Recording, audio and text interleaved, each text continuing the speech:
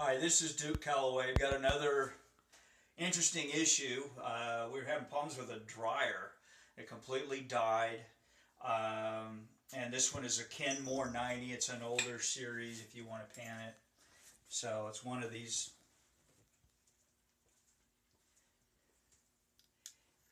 It's an older one.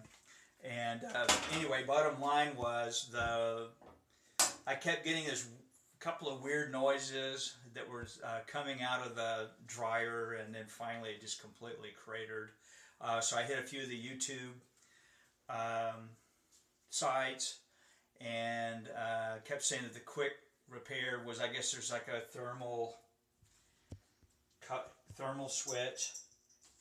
So I went and looked at that, and when I pull the back off, then I also found like there's a wiring diagram given to, I guess, the service technicians, saying to look at the drive motor, look at the timer, and then there's an electronic control that's on here, and then for the gas valve there's something else.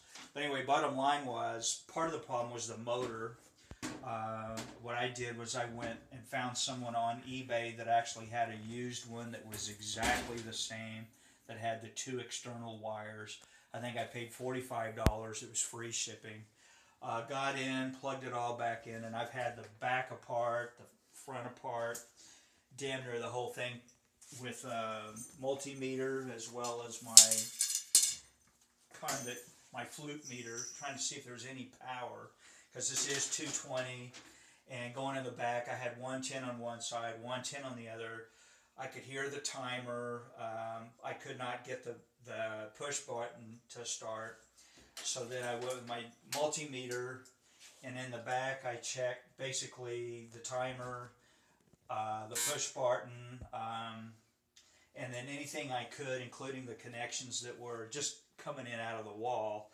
And then when I got to the bottom of this thing, I figured, you know what? I keep hearing something about a belt drive tension.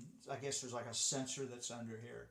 So what did I do with the flashlight? So anyway, what I ended up doing, and it's back behind the motor, and what I ended up doing, this is something, you kind of check to be careful, but I did another handy dandy Mickey Mouse, and I ran like a wire between the two to make contact literally on the belt tensioner, and there's, like I said, there's a little belt switch.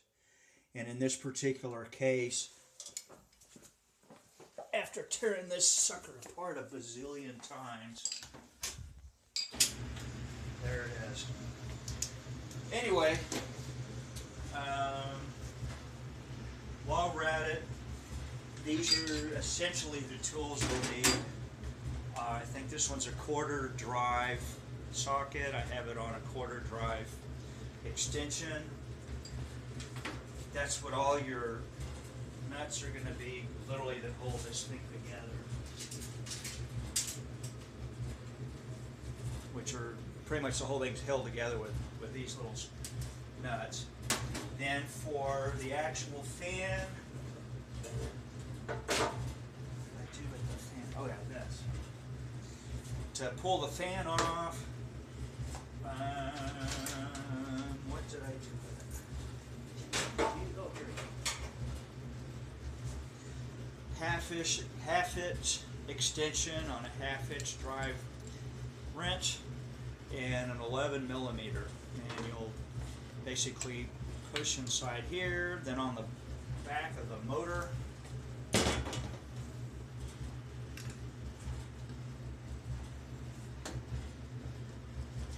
You'll just go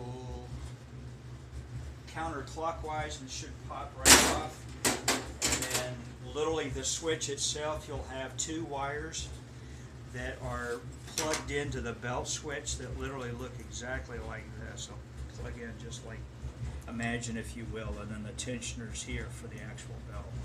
So you pop one, pop the other, put the two together, or replace the switch if you want to pull the pins out on the motor, and then a little wiring harness, and away you go. Anyway, hope this helps. Thank you.